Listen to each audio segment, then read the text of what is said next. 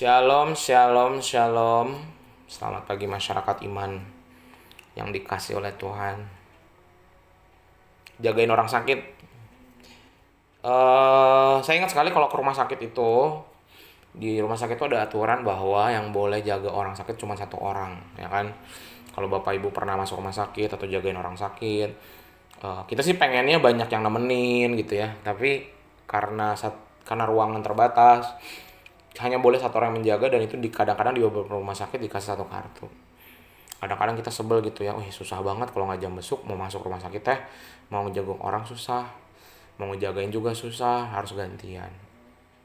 Tetapi fungsi dari orang yang menjaga orang sakit sebenarnya bukan hanya buat bantuin makan minum, tapi menjadi support system, menjadi penyemangat.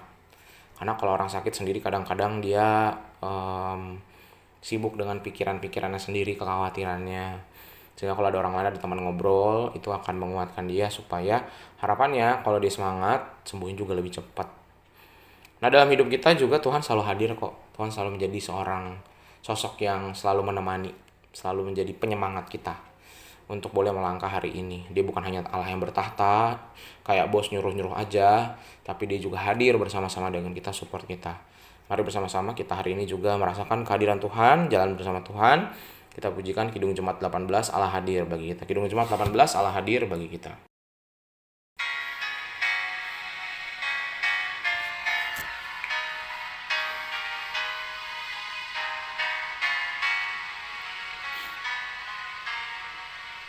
Allah hadir bagi kita dan hendak memberi berkat, melimpahkan kuasa Roh-Nya bagai hujan yang lebat. Dengan Roh Kudus ya Tuhan, umat-Mu berkatilah, barui hati kami, oh curahkan kurnia.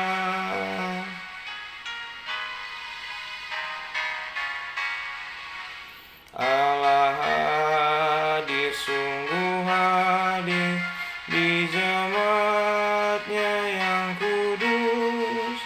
Biar kasih kurnia-Nya menyegarkan kita terus. Dengan Roh Kudus ya Tuhan, umat-Mu berkatilah, barui hati kami, oh curahkan kurnia. Mari kita berdoa.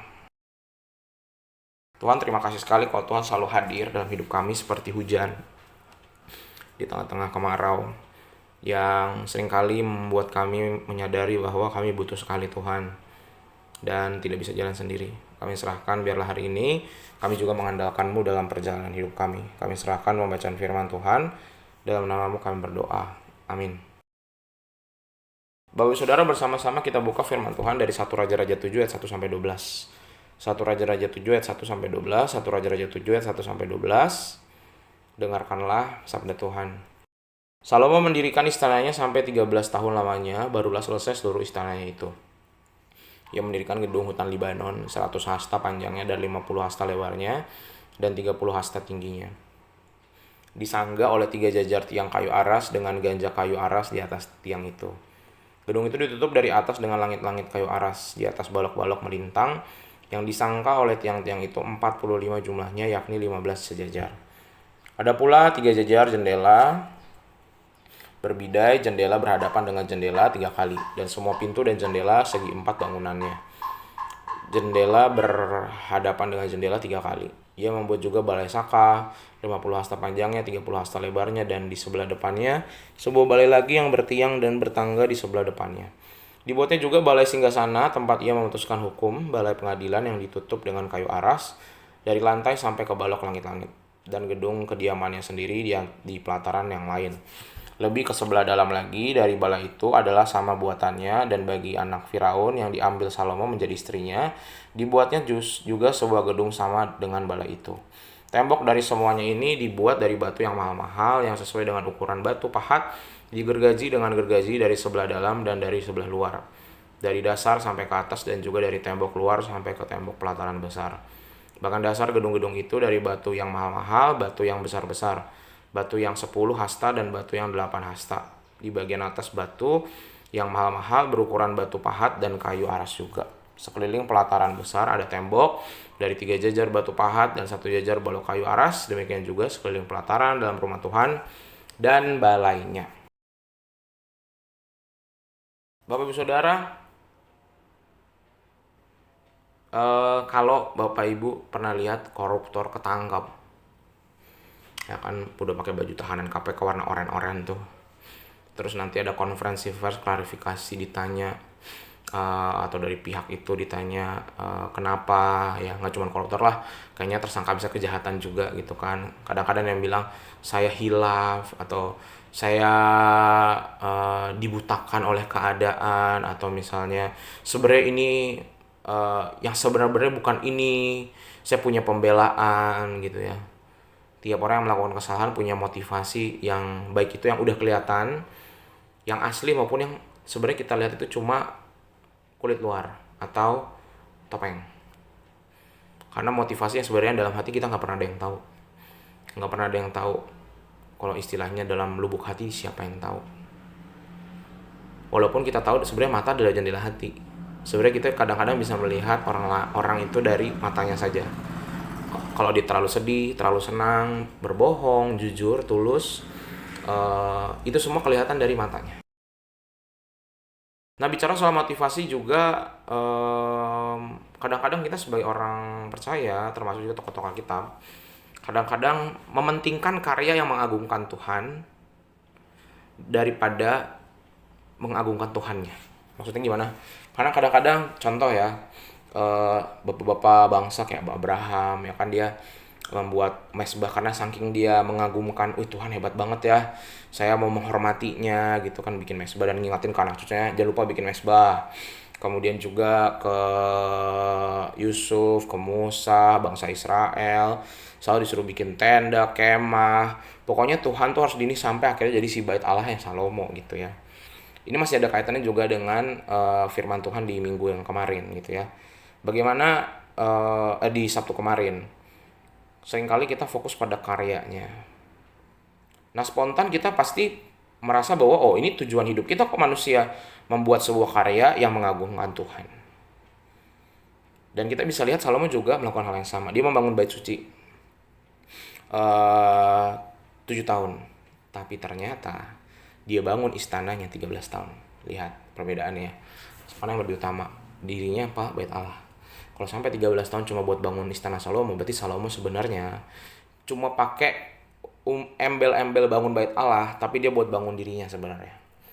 Dan kalau lihat tadi hutan Libanon luasnya lebih luas daripada bait Allah. Dan pembangunan istana Salomo itu menginterupsi pembangunan bait suci. Jadi Salomo tuh tanpa kita, ini pasti Bapak Ibu beberapa baru tahu. Ternyata Salomo tuh bangun bait Allah ternyata buat selingan aja. Justru istananya, karya-karya lainnya itu yang diutamain buat kemegahan yang nanti dibangga-banggakan, tapi bilangnya alasannya bangun bait Allah. Jadi fokusnya Salomo sebenarnya sudah mulai goyah. Motivasinya udah nggak lagi soal memuliakan Tuhan, tapi membuat sebuah karya yang katanya buat kemuliaan Tuhan, tapi supaya dirinya terpandang. Nah, jika kita memahami bahwa pemerintahan Daud mewakili pemerintahan Tuhan atas umat, maka ini sebenarnya juga harusnya diperlakukan sama Salomo. Dan kita tertipu dengan pembangunan bait Allah. Padahal sebenarnya istana Salomo yang sebenarnya dibangun lebih megah. Bukankah yang harusnya memerintah atas Israel kemegahan itu pada Tuhan, bukan pada istana Salomo? Sehingga kemegahan istana Salomo ini menunjukkan bahwa Salomo ini cukup arogan dan merasa bahwa yang memerintah kan saya, bukan Tuhan.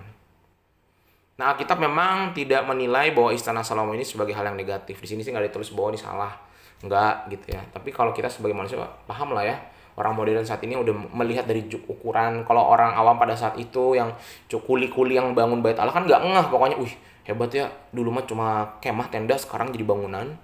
Tapi karena kita sekarang tahu ukurannya, istana Salomo, istana bait Allah dan lain-lain, itu membuat kita jadi mulai bertanya, loh ternyata Salomo ini pantas aja kerajaan Israel jadi pecah karena dia mencari kepentingan dan kemuliaannya. Nah Bapak Ibu, apa yang paling kita banggain sih dalam hidup kita akhir-akhir ini? Pencapaian apa yang kita seringkali banggakan? Atau mungkin kita saya nggak pernah bangga-banggain, kok saya nggak sombong gitu ya. Saya percaya semua orang sombong dengan caranya. Ada seorang sombong yang dengan cara ngomong begitu ya. Saya juga kadang-kadang melakukan gitu ya, itu salah satu dosa yang masih saya terus gumulkan. Tapi juga ada orang-orang yang nggak ngomong, tapi dengan sikapnya menunjukkan bahwa itu kesombongan gitu ya. Tentang bagaimana dia berkeluarga, bekerja, melayani, itu kelihatan sekali. Ketika kita melakukan sesuatu itu sampai lupa waktu, lupa diri. Dan tanpa sadar kita tidak lagi belajar untuk mendengar Tuhan. Aku sebenarnya melakukan ini tuh masih bener nggak sih? Dan kita nggak berubah, itu yang bahaya. Sehingga mari sama-sama kita fokus jaga motivasi hati kita. Tuhan ampuni kami kalau kami ngambil kemuliaan Tuhan. Ajarkan kami tetap untuk fokus sama Tuhan. Dan ajarkan kami dengar-dengaran. Kami nggak bisa gas terus, mobil itu harus ada gas dan ada remnya. Kalau gas terus nabrak, kalau rem aja nggak jalan. Jadi perlu dua-duanya supaya bisa sampai tujuan dengan selamat. Semoga hari ini kita ada gas dan rem dan kita tidak seperti Salomo mencari, jangan sampai kemuliaan kita lebih besar daripada kemuliaan Tuhan. Amin. Mari kita berdoa. Tuhan, terima kasih melalui firman-Mu hari ini kami belajar agar minggu ini kami menjadi orang-orang yang belajar memuliakan Tuhan, tidak mengambil kemuliaan Tuhan, dan ajarkan kami juga untuk belajar dengar-dengaran. Ajarkan kami punya rem, ajarkan kami juga tetap berjalan dengan gas.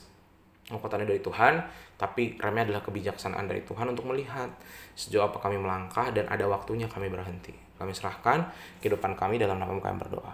Amin. Selamat pagi, Tuhan Yesus memberkati, tetap bersemangat.